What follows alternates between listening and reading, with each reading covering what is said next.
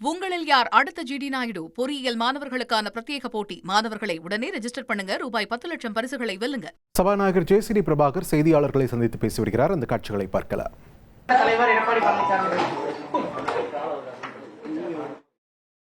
சட்டமன்ற பேரவை உறுப்பினர்களின் தகுதியின்மையாக்குதல் விதிகளின்படி அனைத்து இந்திய அண்ணா திராவிட முன்னேற்றக் கழக சட்டமன்ற கட்சித் தலைவர் மாண்புமிகு திரு எடப்பாடி கே பழனிசாமி அவர்கள் அளித்த மனு பரிசீலிக்கப்பட்டு மனுவில் குறிப்பிடப்பட்டிருந்த சம்பந்தப்பட்ட 4 பேர்களுக்கும் திருமதி மரகதம் குமரவேல் மதுராந்தகம் தொகுதி, திரு எஸ். ஜெயக்குமார் பெருந்துறை தொகுதி, திருமதி சத்யபாமா தாராபுரம் தொகுதி, திரு இசக்கி சுப்பையா அம்பாசமுத்திரம் தொகுதி ஆகிய 4 பேர்களுக்கும்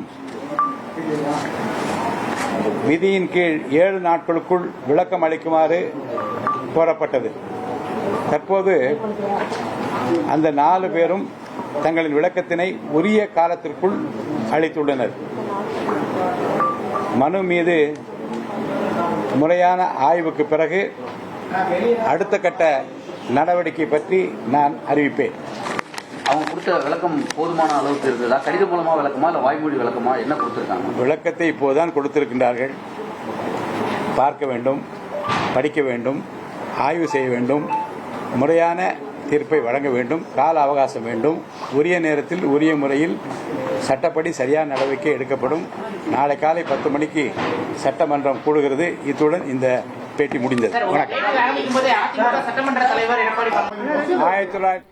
அதிமுகவில் இருந்து தனது எம்எல்ஏ பதவியை ராஜினாமா செய்து தாவேக்காவில் இணைந்த 4 முன்னாள் எம்எல்ஏக்கள் மீது நடவடிக்கை எடுக்க வேண்டும் என்று அதிமுக பொதுச் செயலாளர் எடப்பாடி பழனிசாமி கடிதம் அனுப்பியிருந்த நிலையில் இது தொடர்பாக விளக்கமளிக்குமாறு அவர்களிடம் வலியுறுத்தப்பட்டிருந்தது. அவர்களும் சபாநாயகரை சந்தித்து தங்கள் தரப்பு விளக்கத்தை கொடுத்திருந்த நிலையில் இது தொடர்பான ஆய்வுகளை முடித்து அதன் பிறகு நடவடிக்கை குறித்து தெரிவிப்பேன் என்று தெரிவித்திருக்கிறார் சபாநாயகர் ஜே.சி.டி. பிரபாகர்.